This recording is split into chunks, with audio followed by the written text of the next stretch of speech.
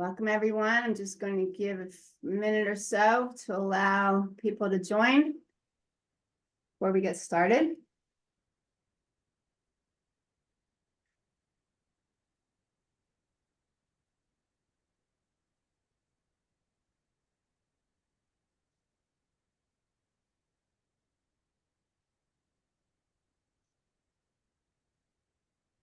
All right. Good evening, everyone. Welcome to tonight's Cell Science Systems webinar, Exercise, Friend or Foe. Before we begin, just a few reminders. This webinar will be recorded and you will receive both the recording and Dr. Grabowski's slides tomorrow evening. Please note that this session is not eligible for continuing education credits. If you missed any of Dr. Grabowski's previous CSS webinars or you would like to revisit them, you can access the recordings through the CSS practitioner portal in the resource section. If you have any questions during tonight's session, please submit them via the Q&A panel, and Dr. Grabowski will address them at the end of the webinar. I'm Amy, and I am from Previmedica, a division of Cell Science Systems. We provide nutrition therapy for patients and offer educational sessions to review test results for both patients and practitioners. And Dr. Grabowski also meets with practitioners to review test results, which is a very valuable resource for you. It's always a pleasure to introduce Dr. Grabowski. Many of you are familiar with him, of course, but for those of you who are not, Dr. Ron Grabowski is a practicing doctor of chiropractic in Houston, Texas, with over 40 years of clinical nutrition experience. He has conducted thousands of lectures across the United States and Europe. He's authored articles and a textbook on clinical nutrition, and he's worked in prestigious institutions such as New York Hospital, Memorial Sloan Kettering in New York City, and the University of Texas MD Anderson Cancer Center in Houston. His research focuses on nutrition for athletes, supplement usage, and the prevention and management of chronic disease. We are fortunate to benefit from his expertise, especially his insights into cellular micronutrient status gained through years of working with patients and utilizing micronutrient testing. Dr. Grabowski is truly a leading authority in the field of nutrition with a deep commitment to improving health outcomes through personalized nutrition strategies.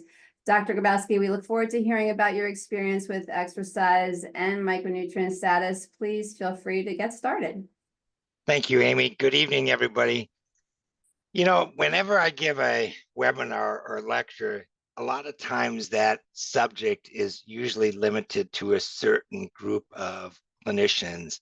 For example, like if we talk about gastroenterology, or if we talk about dermatology, something like this. But this is a subject tonight that really hits every one of us and really hits every one of our patients, because I'm sure that every one of you, when your patients come to you, you will ask them about their activity level. Are you exercising, whether it's for diabetes, cardiovascular disease, whether it's for weight loss or whatever. So it really hits everybody. And then yourself, you know, do you exercise on a daily basis or weekly basis? And one of the questions that sometimes I hear from my patients is, can we really over-exercise, Dr. Grabowski? I mean, is it all right if I go to the gym 6-7 days a week? And of course, tonight I'm going to answer those questions. And I'm going to show you that even though exercise definitely has its benefits, it also can really tax the body, and we better be prepared, because if we don't take care of ourselves nutritionally along with the exercise, that we will get ourselves into a situation.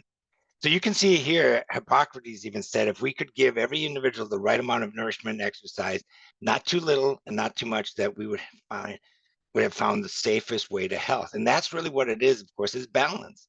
Is we need to exercise, we need to do nutrition, but once again, if we do too much exercise, is it harmful to us? Well, one of the things that's important is they've actually looked at situations where the micronutrient intakes in athletes, especially endurance athletes, because, you know, the CrossFit, the marathoners, the triathletes, those are the people that we really, the cross-country people are the ones that most of the research has been done with those particular athletes. And you can see here how many people are deficient in several nutrients, but vitamin D is on the top of the list. And that doesn't probably surprise any of you because, if you've listened to some of my previous webinars, if you've just been, reading the literature, that anywhere from 80 to 90% of the world population is insufficient in vitamin D. And of course, vitamin D has a huge impact. And I think I'm going to show you some interesting information about vitamin D besides some of the things that you already know about it. So one of the things we need to talk about when we talk about exercise is stress. A lot of times people will have a stressful job, and you may be one of those individuals, and you say, whew, I've had a stressful day, so I need to go to the gym and blow off some of my stress. Well, are you really doing good for yourself when you do that? Or are you doing more harm? Or is there a certain amount that you should be doing and not exceeding a certain amount? Or are you covering yourself with the nutritional aspect from a micronutrient standpoint? Because most of the time today, and I see this a lot of times with my patients, and you probably might even deal with your patients in this aspect, is, are you consuming enough protein? Are you consuming enough carbs? Are you consuming enough fat and things like that? And I think the micronutrients really get lost in between there. And I think what's really important, sorry, is that we understand that there's some stress. There's psychological stress and there's physical stress. Tonight's going to be a 1 hour deal, but just a few weeks ago I gave a 4 hour lecture at a big conference on stress, and I talked about physical stress and psychological stress and how it plays a role. And you can see here, according to some of this research here, that according to Purvis and Associates, that an estimated of 20 to 60% of athletes suffer from stress. And once again, so if you take an average, that's about 40 to 50% of these athletes suffer with stress. And you can see the ones with the high stress are your swimmers, your rowing, your cycling, your triathletes, and once again, your marathoners and so on. So what are we doing about the stress, and what happens biologically and biochemically with this when we go under the stress? And so we have to understand that certain things, occur. Patient says, or slash athlete says, I'm fatigued. I don't recover well, or I'm not sleeping well, or my appetite has changed, or whatever. And one of the things we know that's a big concern is there some inflammation going on? But another thing that happens is, what about our immune system? Just watch this, because we're in the fall right now and we're in football season. And then basketball season is going to start in a month or so. But watch how you see these athletes, college, professional, high school, and if you're dealing with, kids of your own that are going through, severe competition, and they're in, select baseball teams or select football teams or whatever, that as they get more and more into the season, do they get sick more often? Do they get injured more often? And this more or less shows this. And this is out of a publication where you can see that exercise has some significant benefit. And you can see here, if you're in a light to moderate exercise, that your chance for infection risk is low. But as you get more into the heavier, intense exercise and the duration, your chance of infection increases. And you can see on the opposite, your immune function starts to decrease. So this is when you get the so-called overtraining syndrome, or you start pulling, a muscle or a tendon, or you start having stress fractures, whatever. It's not just by chance. Biochemically, the body's changing and it's not meeting that demand that those athletes are going through. And I remember in high school and college where it was like 7 days a week we practiced. And sometimes it was 2 times a day that we did that in the first 2 or 3 weeks. And then, it continued. We'd get off the field and then we'd go into the weight room and lift weights and things like that. And a lot of you that have been in sports yourself know what I'm talking about. So you see these things happen, and we're going to talk about some of the pathologies or diseases that occur with that. Well, what about the GI tract? Is the GI tract connected to exercise from a standpoint that, is there a connection where if you exercise too heavily, we damage the GI tract, or we have increased demands, or are there certain micronutrients that are increased in demand that if they're not met, the GI tract suffers? And of course, the answer to that is yes. And I'm going to show you what those are, and which is very important. Now, you can see here when they looked at athletes, primarily your endurance athletes, you can see that GI complaints was the most common reason for underperformance. And you can see if you take the average here between 30 and 90, so about 60% of distance runners experience GI problems. And I'm going to tell you a little story. When I was lecturing in California a few years ago, what a medical doctor who was a marathoner told me during one of the breaks of my lecture. But I want to show this right here because this really is, I think, comical in a way, but it's true. Bill Rogers, if any of you are familiar with marathon individuals, you know Bill Rogers, and he, won 4 Boston marathons, and also he ran in the New York Marathon and so on. And you can see here where he says that more marathons are won or lost in the port toilets than at the dinner table. And why did he say that? Is because all these marathoners, or a lot of these marathoners, suffer with GI problems. Like I said, on the average, about 60%. So what's happening, and why are these people experiencing these GI problems? Well, there's certain circulatory reasons why, and I'll talk about that in a second, but there's also nutritional demands. And so you can see here, once again, a high percentage of these individuals have GI problems. And what's really interesting about it is this bottom bullet here, where we have blood loss. So I'm going to tell you this little situation that occurred back in like 2016, 2017. I was lecturing in California, and I was lecturing on sports nutrition. And I started talking about, how long distance runners have a tendency for GI problems. It's not just them, but athletes in general, and how you can have blood loss and so on. So this female doctor comes up to me and she says, "Ron, you were talking about me." And I said, "What do you mean?" And she says, "Well," after every marathon, I go to the bathroom, I just have blood coming out of my rectum. And I said, "For how long?" She was, "Every time I run marathons." And that's not unusual. I mean, a lot of my friends that run marathons have the same thing. I said, "Well, what are you doing about it?" She said, "Well, nothing. We just know that that's a common occurrence." I said, "Well, you need to see me or somebody to take care of that, because we can solve that problem." And you'll see what we do to really address this. So individuals that have the GI issues from exercise, there are certain demands of the GI tract of certain micronutrients. And you can do the protein, and you can do the carbs, and you can do the fats. But if you don't address these micronutrients, I'll guarantee you won't solve the problem. And then other things occur as well. So, what is one of the reasons why these GI problems occur? Well, those of you that are doctors or even dietitians that may have had the opportunity to do cadaver work know that the GI tract is highly vascular. And what happens is when we start to exercise, we start to redistribute our blood out to our extremities, like our arms and our legs and things like that, to feed those areas so we can continue to exercise. Well, then, of course, we decrease the blood flow around the GI tract. And so we more or less get hypoxia. And of course, we have this hypoperfusion that occurs. And as a result, we start to damage the epithelial cells. We start to affect the permeability and, of course, the so-called barrier. And what do we get? A thing that all of us are familiar with called leaky gut syndrome. Well, how does that lead to problems down the road? Well, once again, we get leaky gut syndrome. Then, of course, I'm going to show you where people that exercise on a regular basis and don't take care of themselves nutritionally increase their chances of autoimmune diseases, skin diseases, respiratory problems, and so on.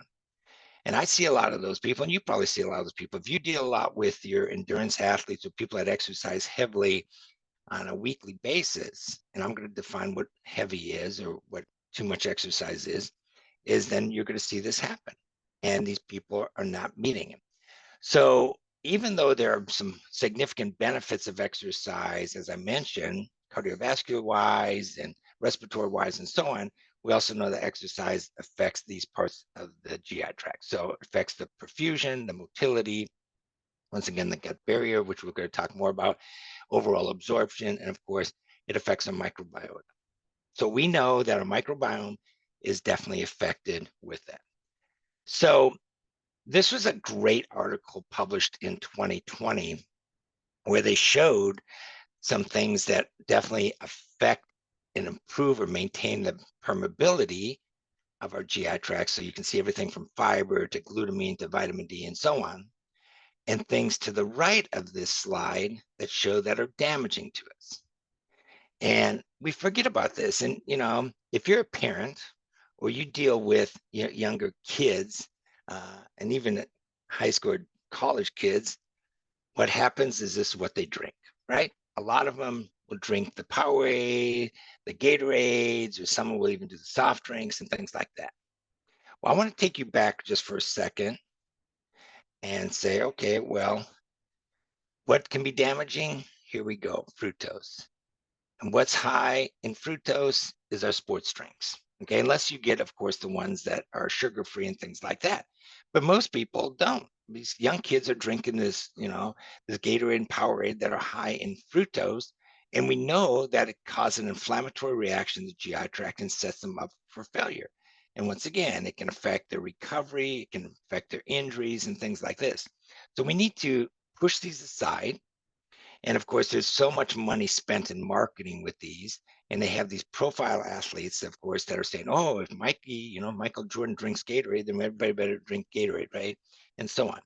And of course, it's all big bucks. And that's why you see Gatorade containers or Powerade containers on college sidelines and pro sidelines and basketball courts and hockey games and whatever. And it's all about marketing. And we need to be that we're the experts, and we need to be the ones that say to these athletes, no, you don't want to do that because it's going to cause problems. So you can see next to injury, the second most common reason for an athlete to fail is GI problems. So once again, we go back to the GI tract and say, okay, so how can we support the GI tract? And we need to really focus on the GI tract as far as support and what's really causing some of that to be affected. So this is where we're going to go. So from this point on, we're going to talk about the micronutrients role with exercise and how it maintains certain areas of the body, especially the GI tract. So as I mentioned on the earlier slide, the most common deficiency with athletes is vitamin D, and really worldwide. And you can see here, as I mentioned, approximately 90% of the world population has insufficient levels of vitamin D. So what's insufficient? Now, this is serum levels we're talking about right now, but we're going to talk about intracellular later in the webinar. And I'm going to show you actually some case studies of actual athletes how they've affected their micronutrient status and how devastating exercise can be to an athlete. So a true deficiency of vitamin D, of course, if they do serum levels, and most of you, maybe all of you are familiar with this, is if you're less than 20. Insufficient is less than 30 nanograms per milliliter. So that's what they're talking about. So when they talk about 90% of the world population, it's 90% of the world population has less than 30. Now, they might be, 25, 26, whatever. And if you're like I am, I want my patients between 60 and 80, especially my athletes. And you'll see why that is, that we want the vitamin D level to be high enough because it has so many functions in the body and so many relationships with that. So you can see here that there's been some studies done on professional athletes, and I'll show you this as well as with college athletes and so on. But you can see here in professional basketball players. So if you deal with college basketball players or high school basketball players, or even professional basketball players, you can see here that roughly about 40% of these athletes are deficient in vitamin D. And this is huge because you'll see what vitamin D does for the athlete in regards to not just for protection of the immune system, but several other things. You can see when they looked at NFL players that little over 25% had deficient levels of vitamin D, and between 40 and 80% had insufficient levels. So if you take the average, that's 60%. 60% on the NFL players had insufficiency of vitamin D. So when you see these football players, and it drives me nuts because of being a former football player, seeing all these football players falling down, cramping, pulling a hamstring, having a calf, strain and things like that. I'm like, you got to be kidding me.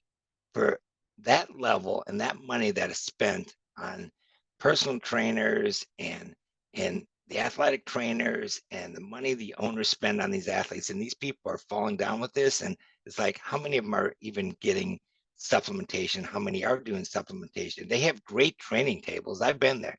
I've worked with some of the dietitians, or I know some of the dietitians that are excellent out there that do training tables for professional athletes, and they do a wonderful job from the training table standpoint. But what about the micronutrient status? That's what's really important. So how many times have you heard, oh yeah, that athlete's out because they tore their core muscle, they tore their obliques. Well, do you think it's because they didn't stretch it properly? Really? I mean, you've watched them, they'll sit there and they'll be out on the field stretching for like a half hour, 45 minutes or an hour. It's not always a stretching or inability of stretching or stretching properly. It's micronutrient status that's really playing a big role with these athletes. And yet, once again, how many of them are being checked properly and how many are taking the supplements to actually make sure that it's fulfilling what they're doing? So you can see here that one of the big things that we don't want is we don't want our star athletes, or we don't want any athlete, but we don't want our star athletes to be sitting on the sidelines. You know, Tom Brady wasn't going to do the New England Patriots any good sitting on the bench, right? So we don't want him sitting there and some of these other high profile athletes. And if you know anything about Tom Brady was unbelievable as far as taking care of his body. He ate well, he exercised, he received massages, he did all the right things. And that's why he lasted 20 plus years in the NFL. And you see some of these athletes doing that, that their careers are being extended by once again taking care of themselves. In fact, I was watching a football game the other day, and they were talking about this one running back in the NFL. He spends $750,000 a year on taking care of himself, from everything from massages to nutrition and things like that. And that's why he's lasted as long as he has. And so those are the athletes that are going to benefit in long term. Well, once again, this is a good example of that, that you can see here that if you have a vitamin D level that's low, you're going to have an increased chance of getting injured. You're going to, whether it's a strain or whether it's a stress fracture or whether it's an upper respiratory infection, because we know the vitamin D helps the immune system, right? Vitamin D is required for the lymphocyte, it's required for antibody production. And this is why, of course, people get sick more often during the winter months, is because their vitamin D levels go down. And once again, you'll see more and more research about that in a little bit here. What about college athletes? Same thing. If you have a son or daughter that's going to college and they're playing sports, you better have them really keep up their micronutrient status. And you can see here that a little over 33% of the college athletes looked at were once again had an insufficient amount of vitamin D. And once again, setting themselves up for illness, setting themselves up for injuries, and setting themselves up for other major diseases, which I'm going to show you in a few minutes. What I thought was very interesting is in this research that based on, of course, their ethnicity, we also know that vitamin D levels change. And, this isn't probably anything new to you, but to the public, they need to realize this. And you can see here that the Caucasian non-Hispanic individual, which is the gray line there, had the highest level of vitamin D. And then you look at the dark blue or the orange, of course, and that's your Black, a non-Hispanic, or your Asian individual, they had the lowest, which makes a lot of sense. And then we sit there as clinicians and say, well, we know that African Americans and Hispanics have the highest incidence of hypertension.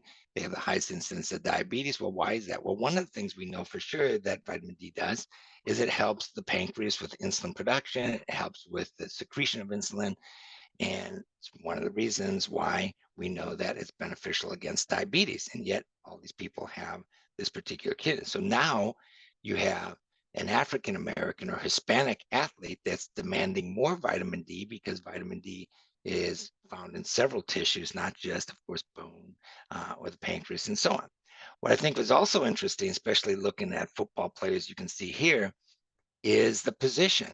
And I actually did some research with some football players in Georgia several years ago, and I kind of found the same thing, that based on the position of the athlete, if they were a running back, if they were a wide receiver, if they were a cornerback on a football team, that they had lower levels of the micronutrients than the linemen did, or definitely the quarterbacks. And you can see the quarterbacks had the highest level there, because being a former linebacker. I didn't like quarterbacks to begin with. And so, of course, they don't do much. No one can touch them. You can hardly breathe on them in practice or anything without getting a penalty, right?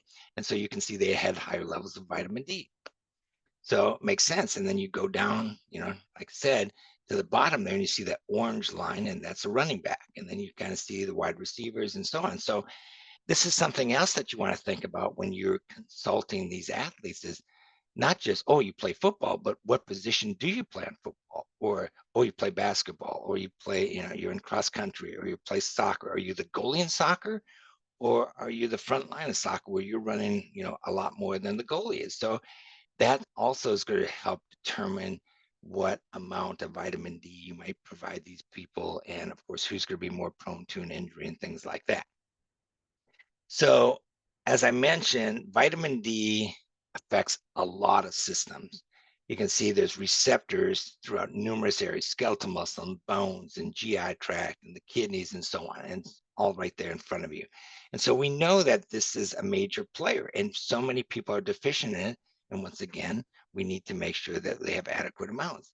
But look at this, 1,000 gene variants are connected to vitamin D. And if you look below that, these gene expressions have significant impact on inflammation, on tumor suppressor genes, on the neurological system, the cardiovascular, of course, the endocrine system, like the glucose regulation, and so on. So it makes a lot of sense, right? That why some of these athletes, and you see this, I see this on a weekly basis, where athletes come to me, marathoners, personal trainers, um, football players, soccer players. Oh yeah, Dr. Grabowski, I'm coming to see you because I was just doing my annual physical and my PCP told me that my A1C is going up, and he or she can't believe that because I exercise so much and I'm very lean, and I don't understand how my A1C can be going up when I'm exercising 5 or 6 days a week. I eat healthy and I have, body fat of 5%. Well, it's called micronutrient deficiencies. And vitamin D, because it does affect our glucose metabolism, you can see that, yes, if you're deficient in vitamin D, it's not unusual to see your A1C start to climb. Well, so not only do we want to take care of these athletes when they're in the athletic community at that time, if it's college or high school or professional, but what about when they get done with that exercise? Do we want these young individuals to develop diabetes when they're 40 or 50? We know we don't, because once again, we know if they become diabetic, there's a high chance of, once again, Alzheimer's, because as you all know, that Alzheimer's is now called type 3 diabetes. So it's something we have to look long term with these particular individuals. And it's something that we need to stay on top of. And if I don't care how healthy they think they eat, they're not going to fulfill the demands. I see it all the time. And like I said, I'm going to show you some case studies that I think will surprise you on how depleted some athletes can get. We also know that there is, of course, different types of muscles, and we know that the integrity of muscles can be affected by vitamin D deficiency. And we actually find that individuals that have vitamin D deficiency actually have more infiltration of fat, fibrosis, and glycogen issues. And then we also know that we see more of a degeneration process of these muscles if we're vitamin D deficient. There was a study done, you can see here in South Korea, that they actually showed that the higher the vitamin D was in the serum, that they had less fatty degeneration of the rotator cuff muscles. So once again, and there's other studies showing that people that are vitamin D deficient, like your swimmers and your baseball players, have a higher tendency of rotator cuff tendonitis. Now, there's other studies show that vitamin D deficiency actually predisposes you to higher chances of discopathy, of disc damage in the body. So we know that these people that are herniating discs, that are having these chronic injuries, that definitely this is one nutrient that we want to look at. So of course, we all know that there's slow twitch and fast twitch fibers. We also know that vitamin D has a huge impact on fast twitch fibers. And these are your explosive type, once again, of the activity, which are very important.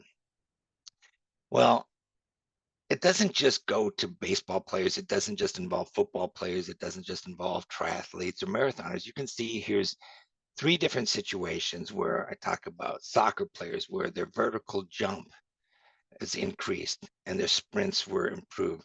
In ballet dancers were, once again, vitamin D, depending on their status, improved their vertical jump as well. And then, of course, you can see the muscle strength in these judo athletes also improve with vitamin D. One of the things they do when someone is going from the college level to professional football is they look at your vertical jump. That's one of the markers that the agents and the scouts look at. So think about it. If you're deficient in vitamin D and you take vitamin D and you make it, and you could maybe improve your vertical jump by 7%, that may make you go from a number 1 round or first round selection to a 5th or 6th round selection if your vertical jump isn't very good, or if your speed at the 40-yard dash isn't very good, or the cones or whatever. So when you think about these athletes that are trying to get to the next level, whether it's high school to college, college to professional, it's nutrition and exercise for the most part. And of course, there's some God-given ability as well. And, when people work out, I mean, pretty much people can do the same exercises as the next person. What's going to make the difference, I can tell you, is the nutritional aspect of these athletes. Now, one of the big concerns, of course, with any situation is inflammation, right? Inflammation, we got the GI tract, the joints, or whatever. And you can see that vitamin D has a role with inflammation. So this is very, very important as well, that we address this particular situation, because if we don't, we're going to have these pro-inflammatory markers there that are going to cause some major issues. And here's another schematic showing you on how vitamin D comes down and goes into the inflammation, plays a role. And you can see on the left, the pro-inflammatory things we can do, the typical Western diet, the alcohol, the saturated fat, everything that more or less all of you are familiar with, but once again, staring you right here in the face. Well, we know cardiac status is affected. So we hear these young athletes that drop on the football field, on a basketball court. Oh, did they have some genetic cardiovascular defect? Was it really a defect, or was it a vitamin D status that was really low that people didn't look at and find out that these athletes had so low of vitamin D levels? I mean, I've had people come to my office that had insufficient, they had like less than 1 vitamin D in their serum. I mean, where they had to test them, their doctor tested them like 2 or 3 times to make sure it wasn't a lab error. So we know that levels can get really, really low. And once again, you can see that on the bottom bullet here, how vitamin D has a connection to cholesterol, triglycerides, glucose, of course, insulin, and so on. So how do these athletes that exercise 5, 6, 7 days a week, or you maybe be one of them as well, eat healthy and say, oh yeah, my cholesterol's going up, my triglycerides going up. I don't understand. I eat cleaner than 90% of people. We've all heard those patients tell us that. Or you may be one of those people that you say, I don't understand why my triglycerides are going. Oh, it's hereditary. Is it really hereditary? Or is it a simple thing like a micronutrient status? So what about the vitamin, about vitamin D and the GI tract? This is a great schematic that was made in the Frontier Immunology in 2019. You can see here in this gradient, as vitamin D status decreased, invasive pathogens increased, and we had more damage to the GI tract. So think about this. 90% of the world population is insufficient vitamin D. Now you put someone that's low in vitamin D practicing, exercising 5, 6, 7 days a week, you don't think they're even going to get more deficient vitamin D because of all those receptors that are connected to all those tissues that I showed you in the high demand of vitamin D? Well, what's interesting about that is we also know that vitamin A and vitamin D is connected in regards to the integrity of the GI tract. So if you look here on the left, you see the vitamin A and vitamin D are sufficient, and you see this nice healthy GI tract schematic, and you see the tight junction proteins and the things we look at, zonulin and claudins and includin, all of those are nice intact. And then you look to the right, where in individuals, research shows that vitamin A or vitamin D deficiency occurs, and you get the change in the microbiome, you get all these changes in inflammatory markers, and of course, people have issues. You show me a Crohn's patient, you show me an ulcerative colitis patient, and I'll show you that same patient has vitamin D deficiency.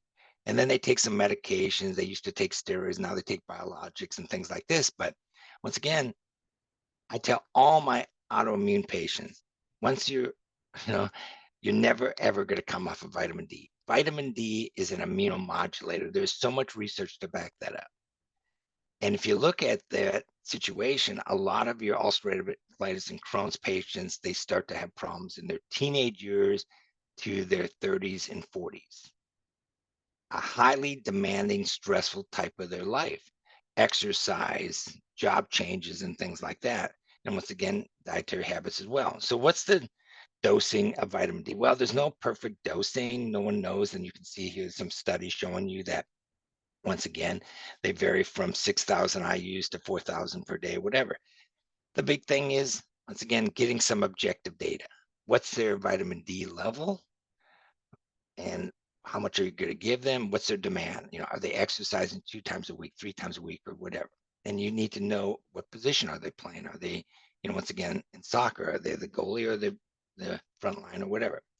So several people have looked at various dosages, and you can see this information kind of shows that in regards to the impact on the muscle, the impact of the training, the impact on their bone, skeletal uh, status, and so on.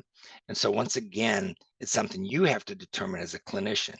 And there's a lot of other things involved. Do they have a vitamin D receptor SNP or something like that? I mean, we could go off into talking about genetics and all that, but it definitely has a impact on us that we have to take into consideration. But we do know, of course, that a lot of people are already suffering with this. So one thing we definitely want to do is every athlete. And when I say every athlete, if you have a patient that is not in an organized sport, but they're going to the gym 3, 4, 5 times a week, they're considered an athlete to me.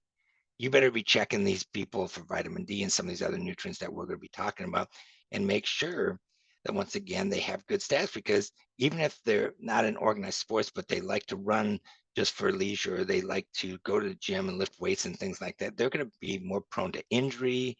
They're going to have more prone to GI problems and other problems associated with this. Well, I think what's also interesting, a lot of people don't know this, is how riboflavin is involved with vitamin D production.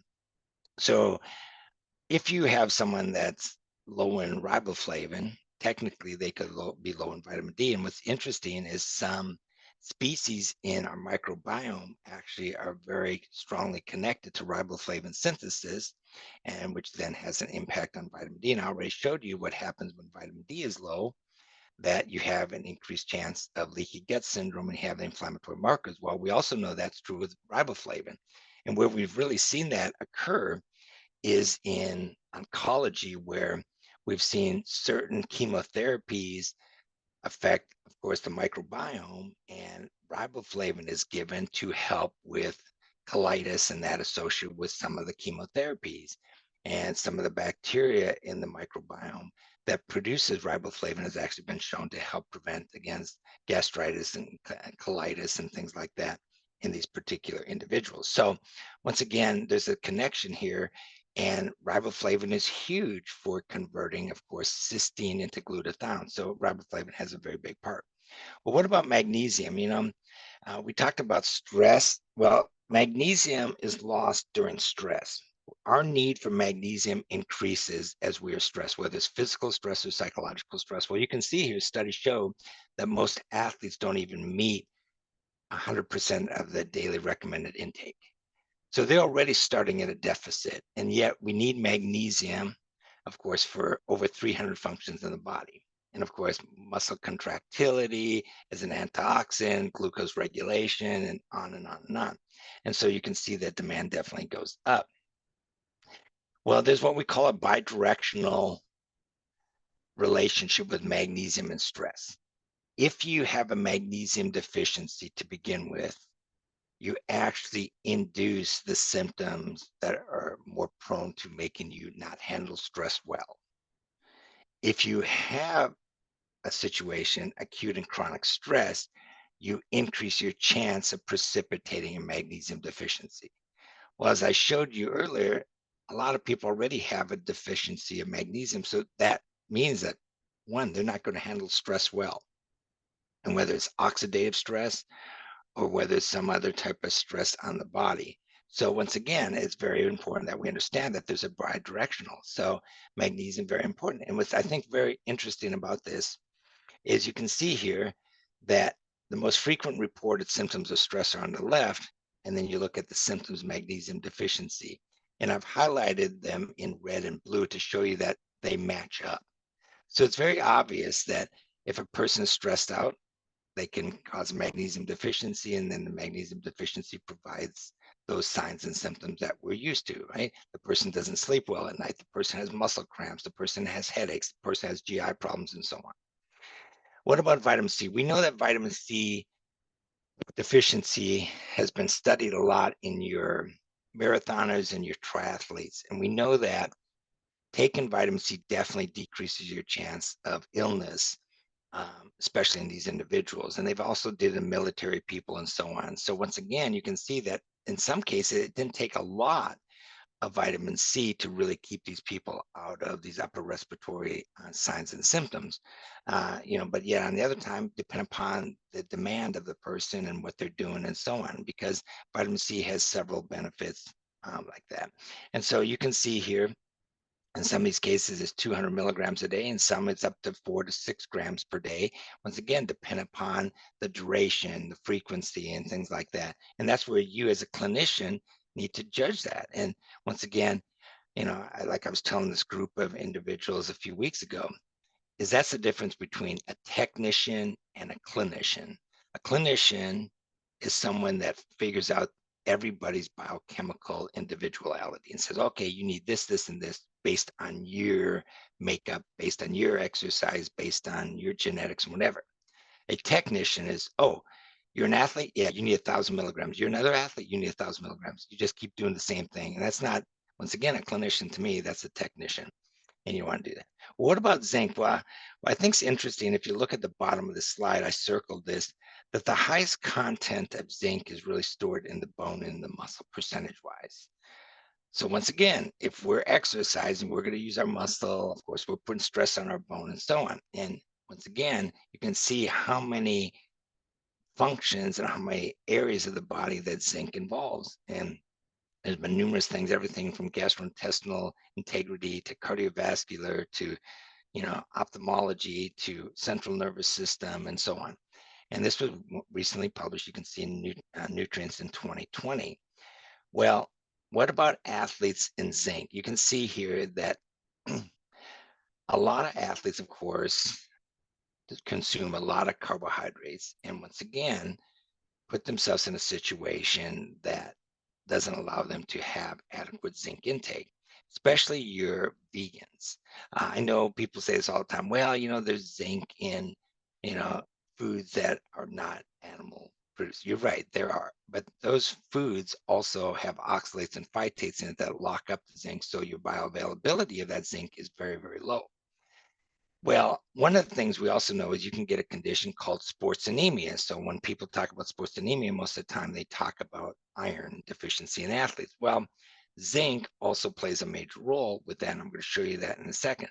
But once again, you can see here that zinc deficiency is often very prevalent in athletes. And so they're starting off right away in a zinc deficit. And then they're going to do some things by exercising, increasing demand of antioxidants like superoxide dismutase that's related to zinc to help quench those free radicals that they're producing in the body. So here's a little comparison that was published in Journal of Nutrition 2021, where you can see that there's a crossover or an overlap of iron deficiency and zinc deficiency.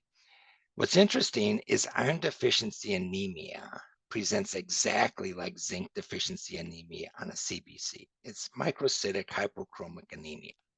And so by just doing a CBC on an athlete and you see that anemia, you can't say, oh, you need iron. I don't care if it's a female athlete or male athlete. You don't know that they need iron unless you test them specifically for iron. And you don't know if they need zinc unless you specifically test them. And they could have both. They could have, you know, I say this to my patients all the time. You're allowed to have more than one deficiency at the same time. So you could have an iron deficiency anemia and you could have a zinc deficiency anemia. And so if you give a lot of iron, you could actually mask that zinc deficiency on the CBC. So you improve the CBC, but in actuality, you didn't really correct the zinc deficiency. So this is another nutrient that is in highly demand with exercise is glutamine. And the main tissues that are involved with glutamine utilization are, once again, the agranulocytes, the GI tract, and skeletal muscle. We store, of course, glutamine in the muscle. We use it to maintain integrity of the GI tract, and we actually enhance our immune system with exercise. So this is how it kind of works.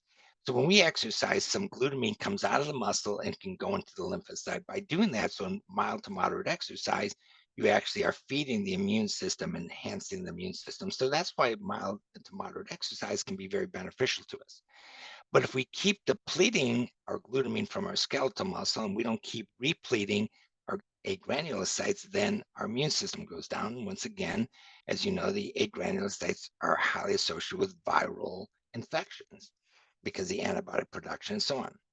Well, we also know that the tight junction proteins can't be maintained in the GI tract without glutamine. Well, now we're finding out even more information about glutamine as far as the tissues that are involved. We know the central nervous system's involved, of course, the kidneys are involved. We already talked about the GI tract, the muscles, but the liver and several others. We're actually finding out now that glutamine deficiency can actually affect our cognition and it can actually push us into depression. So, as you all know, this is what the GI tract environment looks like. And of course, the tight junction proteins there, we want to maintain those. And when we break those tight junction proteins, or we don't reproduce these epithelial cells every 3 to 7 days, then of course we get the leaky gut syndrome. And that's when we start to get into autoimmune diseases and things like that. And this is why you see this happening. You can see that there's some molecular changes from exercise that causes leaky gut.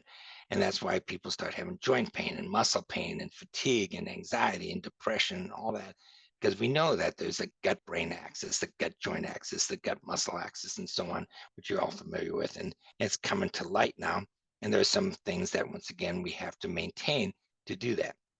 So here's a great schematic of showing you how glutamine blocks some of this stress level.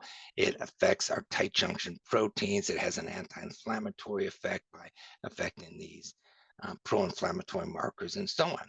So once again, it's in highly demand for the GI tract. And once again, the more you exercise, the more glutamine you use up or require. And once again, you're not going to usually get enough from production and or just consuming enough protein in your diet. Well, what about probiotics? We know that probiotics have several benefits, but we've actually looked at the microbiome and upper respiratory infections in athletes. And you can see there's three more or less examples of showing that when people were giving probiotic supplementation, that one, they decrease their upper respiratory infection or the severity of it. Two, they also saw some changes in the GI tract and status. So once again, I tell all my athletes, you're always going to be on a probiotic. Now, of course, I'm not going to get into which probiotic's the best because, of course, everybody has their own opinion, but we definitely know that's very important.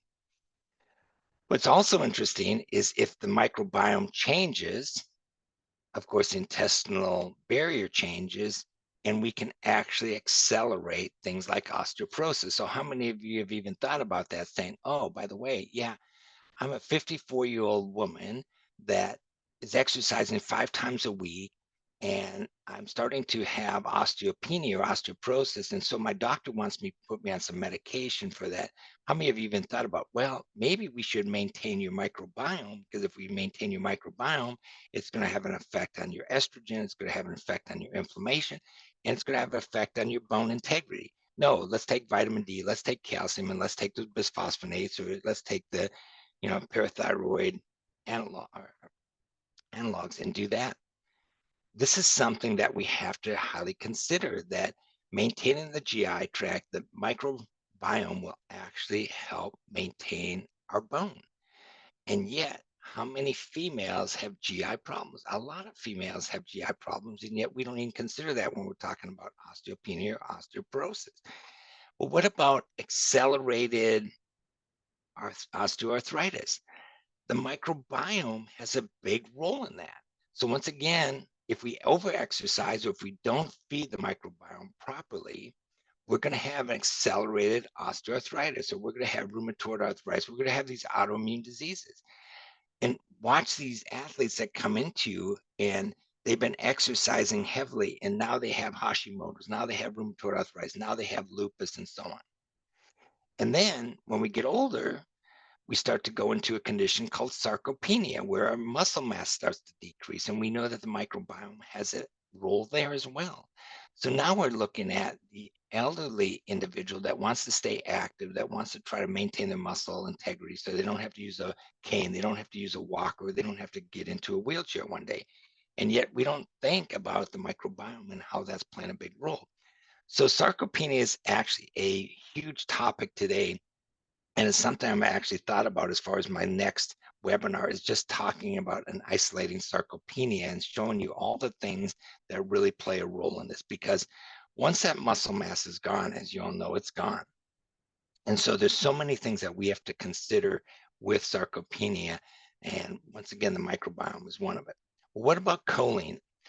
Whenever I talk about athletes, I always mention choline, especially muscle spasms or cramping, because this is a nutrient that, it used to be called a B vitamin. People don't really call it a B vitamin anymore, but it's huge for skeletal muscle integrity.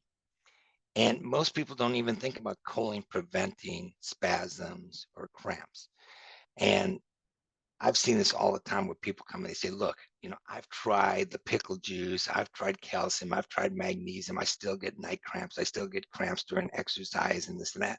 And then we do the micronutrient intracellular testing, they're low in choline, we supplement the choline, they never have a cramp again. Oh, that's a miracle. No, it's not a miracle because choline has a huge impact on the cell membrane integrity. So once again, as it's affecting the cell membrane, that's allowing, once again, nutrients to go in and out of that particular cell. And it also affects acetylcholine. Well, what's interesting is estrogen helps make choline.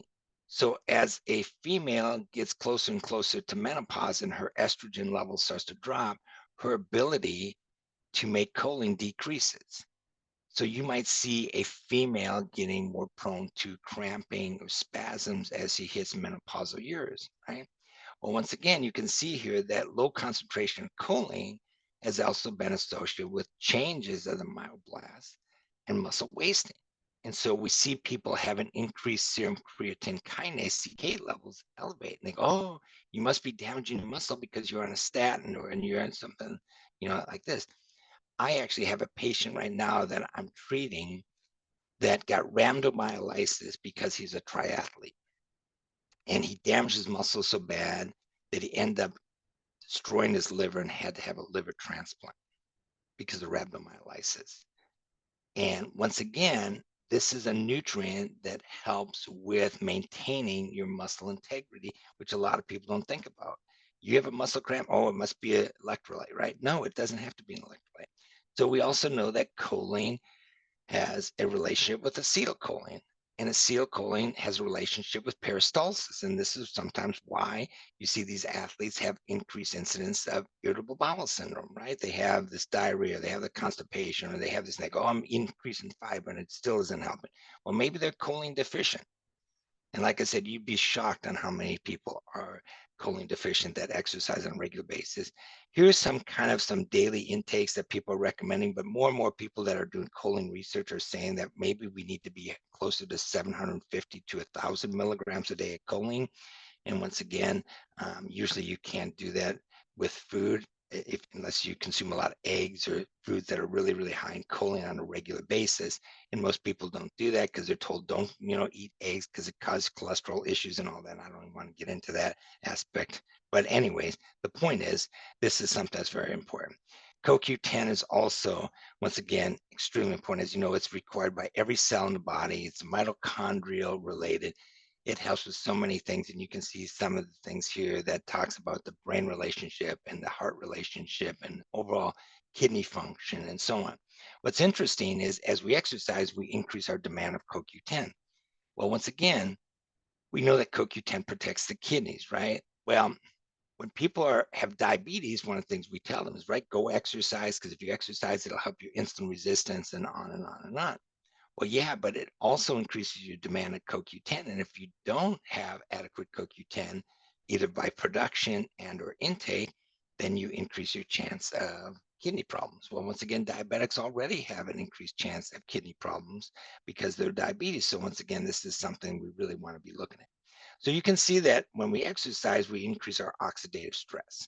With oxidative stress, we have increased needs of, once again, micronutrients. And if we don't achieve that, then once again, we have these situations going on. How many times have we heard, God, I exercise 5 days a week and I eat healthy and I just can't lose a pound? Well, we know that chronic inflammation inhibits weight loss. And we also know that exercise, if you overexercise and you don't maintain your GI tract, and now you may increase your chance of food intolerances or sensitivities, now you have an inflammatory reaction to the GI tract going on, which can also cause weight gain because of the inflammatory markers. So once again, this is how people go from exercise and so-called healthy lifestyle, eating healthy, exercise, and maybe over-exercising, not meeting their micronutrient demand, and all of a sudden they start to get type 2 diabetes. And they don't understand it. Well, I understand it, and now hopefully you understand why that can happen. So you can see here that if we don't control these free radicals, we're going to affect all these systems in our body. And so once again, when we do exercise, we do produce free radicals. And yes, to some degree, they're beneficial initially, but if they continue in a very large amount, it's going to be damaging to every tissue in the body. And this is where our micronutrients that have antioxidant um, capabilities can help with these particular situations. And this is well versed now. And once again, so the point is we can't just think about our macronutrients. We have to think about our micronutrients. So I'm going to show you, these are 3 athletes, different levels. These are my patients. And if you don't think that exercise, this is actually a professional athlete. If you don't think exercise has an impact on your nutritional status, you can see right here. This person is once again significantly stressed. And as I mentioned, think about what I told you, certain nutrients that are in higher demand.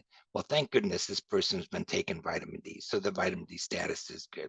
But we know that MK4 and MK7 are, that's K2, that's related to your microbiome. The magnesium, we talked about magnesium and stress, right? Here you go, glutamine in the GI tract, carnitine, once again, ATP production, Krebs cycle, right? Cell membrane integrity. Okay, so we see how the body's demand is there. And yet you're not going to, in this professional athlete, believe me, they get beautiful training tables that these dietitians are doing for them, prior to their games, and they're traveling. So eating healthy isn't an issue with this person, but getting enough micronutrients to satisfy his needs definitely isn't being met. And once again, shows you how that's demanding and how we can't just treat people all the same. Once again, here's another athlete. Okay, this person isn't a professional athlete, but once again, you can see the microbiome being affected here, the MK7. You can see here magnesium being involved, stress, glutamine being involved. Once again, another issue. CoQ10, we talked about increased demand in athletes. And once again, carnitine, same thing in the mitochondrial function and ATP production. So you can see how these people are different. And that's why we need to do some objective tests and say, we need to customize our therapy for this person. This person definitely doesn't have the same demand as this person does. And yet they're both athletes. And once again, you can see some similarities. And the glutamine comes up, and so it matches the literature. And that's what's beauty of this particular testing is we see how this testing is picking up what the individual researchers out there found with glutamine and magnesium and the probiotics and various things like this. Now, here's the last one I want to show you. Once again, biotin is highly associated with the GI tract. We know that vitamin E deficiency is very commonly found in athletes. And once again, there's some controversy on whether or not you want to take vitamin E at the time you exercise and things like that because of the oxidative stress and so on. But long term, vitamin A is highly associated with the GI tract.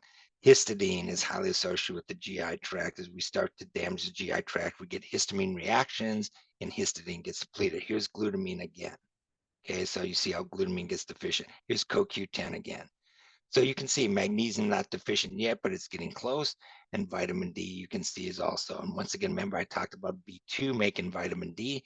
So here's a relationship there. So you can see how these people have some similar deficiencies. Once again, their diet, their demand, their traveling and all that. But the point is this, that all three of these athletes, if you looked at their dietary history, you say, wow, they ate really healthy. They ate healthier than probably 90% of the people out there. But yet, there's no way that their micronutrients demand is being met by their dietary habits. And they probably started out at some deficit to begin with, because like I showed you, the research shows that so many athletes have vitamin D deficiency to begin with, or the magnesium deficiency or zinc levels and so on. And this is why we have to really take care of these people on a customized level, because we can't just pigeonhole everybody and say, oh yeah, you all take this and that and so on. Now, could I say on a very safe way that everybody should be on a probiotic that's an athlete? Absolutely. But as far as what dosage of vitamin D and C and magnesium, all that, that's where it really is customized. So hopefully this gives you a little idea. So if you exercise on a regular basis, you need to be testing yourself so you don't get yourself into some of these situations like diabetes down the road, or cholesterol, or blood pressure, or autoimmune diseases, as well as your athletes. We don't just want to worry about the athlete, as I mentioned, while they're in the sport, but we want to worry about their health all the way down the road, and once again, and how it's going to impact them. So hopefully it's kind of opened your eyes up a little bit to say, hey, there is a higher demand. These people aren't meeting it. Depending on their position, but then depending upon their sport and so on, is going to be also something to consider. So I'll open it up for any questions at this time. Thank you, Dr. Grabowski. It was fantastic as always. We have received of course a few compliments. Fantastic lecture, great webinar as usual, Dr. G. And question from Christine. She's getting so many questions from people asking, should they supplement NAD precursors or NADH?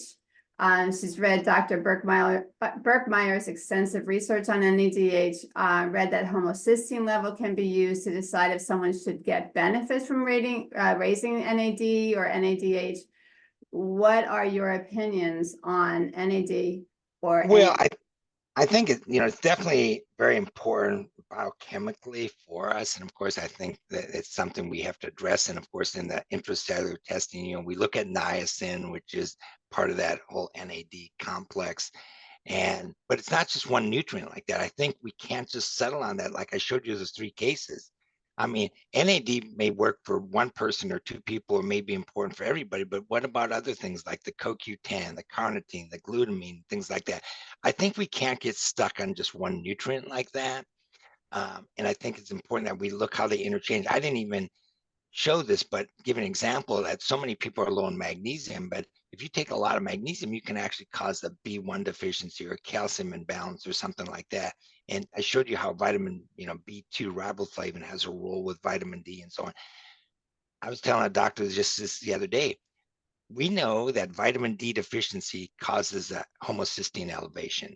Now, the researchers out there don't know the mechanism on how it does it, but there's been some evidence that when people are low in vitamin D, some of those people actually have elevated homocysteine. And yet a lot of people say, oh, you better take folate, you better take B12, you better take B6, which I call the big 3. We know choline deficiency causes homocysteine elevation and so on. So the point is, our body's not just made up of NAD. And yeah, is NAD important? Yeah, it's important. But CoQ10 is very important as well. And vitamin D is so important. So we have to look at it as a whole balance and homeostasis. And I think we have to do that rather than be caught up in one particular nutrient or cofactor, coenzyme. And I think that's sad if we do that. That there's a lot more to the body's functions than just NAD. For sure. Okay. I don't see any other questions, but I have a comment and a question. Today I had met with a man who wasn't an athlete really, but he was a huge exerciser. And about 3 months before doing the cellular nutrition assay, he broke his leg. Now, when I was preparing for the appointment, I was looking over his results, and before I knew about, his exercise and his injury, I am looking at his results and I thought, wow, he's definitely got inflammation. He's got leaky gut. I wonder if he's injured. He had nutrient insufficiencies all over the place, and all the nutrients that you highlighted tonight and more. In fact, his results were very similar to the first case study you showed. And he also did have a vitamin D insufficiency. Anyway, he was flabbergasted because he talked about how healthy he eats and how he does everything right. So as you said, it just goes to show, how would he know if he didn't test? He would have never known that the demand for so many nutrients was exceeding what he was supplying. But then when I look at his redox score, and I'm wondering if you're seeing this too. His antioxidant capacity was really pretty low, which of course to me makes sense because he had so many nutrient insufficiencies. But I feel like, as you mentioned, the exercise creates free radicals, and of course his injury and the repair, right, and the inflammation. So for your redox scores in your athletes, do you tend to see lower redox scores in the athletes before they actually start taking your suggestions? Is that a trend that you're seeing too? Oh yeah, definitely. Yeah, the redox score is definitely lower. Yeah. I mean, I see a lot of them in, the 70s, high 70s or mid 70s and things like that. I don't necessarily see them in the 40s or 50s or something like that, but a lot of them also, like I said, are usually taking some supplements, whether it's just vitamin D or whether it's vitamin C or something like that. So it's helping in the redox score to some degree, but yeah, that's very common that we say. I mean, very, very rarely do I ever see one, that's 93 or higher, that Mm-hmm. people aren't taking supplements or something like that. So yeah, and the research shows that. The research shows that oxidative stress occurs, and like I said, I was telling a group this, and this, Amy, when I lectured a couple of weeks ago, that just listen to the news and watch how many college athletes or professional athletes start to come down with diabetes or autoimmune diseases or cancer and things like that. It's not by chance. It's not necessarily genetics. And even if someone say, well, it could be genetic, well, you're right. But if you increase your free radicals, you increase your chance of turning on some of those genes and causing damage and causing cancer and things like this. So they may have a SNP or they may have a gene that predisposed them to cancer, but what's going to maybe turn that on is that oxidative stress or deficiencies and things like that. And I mean, I showed you that there's 1,000 genes that are associated with vitamin D, and vitamin D has had, in the oncology literature has been shown to have some anti-cancer effects, and it modulates the immune system. So it makes sense that if you push your body too hard and you don't keep up with it nutritionally, something bad is going to happen. Yeah. Okay, a couple more questions came in, Dr. G. If you had to choose between these two tests, which one would you go for? Would you do the methyl detox test, or the micronutrient assay? I would do the micronutrient assay for this reason: is you get a lot more information with that assay. And then if you do see things like B12 or B2 or methionine or magnesium and that, then you might say, oh, it might be a COMT variant, or it might be an MTR, or an MTHFR variant or something like that. So it can give you an idea on maybe you do have some genetic with that patient, some genetic variances, but by getting that, all that information with the micronutrient test can lead you down. And plus, it helps you support your suggestion to that patient. I do that a lot of times with my patients. If money is a situation with them and they're kind of trying to decide, where to spend their money, I say, well, let's do the micronutrient test. And then if you do have some things like, the B12 and folate that's low, then, down the road, you might want to do the methylation pathway if they can afford or something like that. But if you do the methylation pathway, it limits you. You don't, it doesn't tell you anything about copper. It doesn't tell you anything about glutamine. It doesn't tell you anything about CoQ10 and things like that. So it's a great test, believe me. I mean, I'd say probably 90% of my patients do that test. But the point is that you get a lot more information with the micronutrient test. And then the micronutrient test, and Amy knows this because we've talked about this a lot. The micronutrient test shows you, oh, you have a histidine problem, you have a glutamine problem, oh, you now have a GI problem. So now you can do the LCAT test because now you might have some food sensitivities that are causing that also. And so it supports why your next step. It's like, being a chiropractor, people come in and say, oh, yeah, I fell, I injured myself. Well, we don't say, oh, let's do an MRI right away. No, it's like, okay, let's do an exam. Let's do an x-ray. Maybe if the x-ray doesn't show something, let's go to the next step, and that's an MRI. So it's kind of the same way with the nutrition. I look at it that way, that you do the micronutrient test, and then you say, okay, yeah, the LCAT test definitely would be applicable. That, methylation would be applicable. Homocysteine would be applicable, and but you do it in a way that it's systematic and it makes sense to the patient. And then once you can justify that to the patient, it says, oh yeah, that makes sense. Let's go those routes. And then you have, then the patient does that and they do those testing and you say, wow, look at all this information I have. And now look at the answers I have. Yeah, And so, it's awesome. It's awesome. Okay, another question. What supplements would you recommend avoid taking before working out? For example, this person heard that taking glutathione before exercise is not a good idea. What do you think? well, that's where there's some controversy on the oxidative stress, and that if you take vitamin E before you exercise, they say it actually may be detrimental to the certain physiological mechanisms our body has.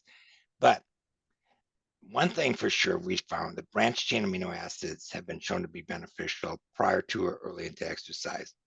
There's new research showing that definitely glutamine is probably more beneficial at the end of your workout or post workout for recovery, muscle recovery.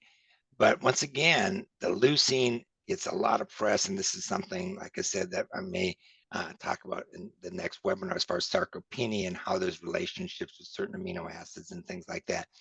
Um, Sugar, of course, simple carbs, too early before, like say 15, 20, 30 minutes before you work out, you can actually get an induced hypoglycemia effect because as you know, when you exercise, your insulin receptors become more sensitive, your blood sugar can drop.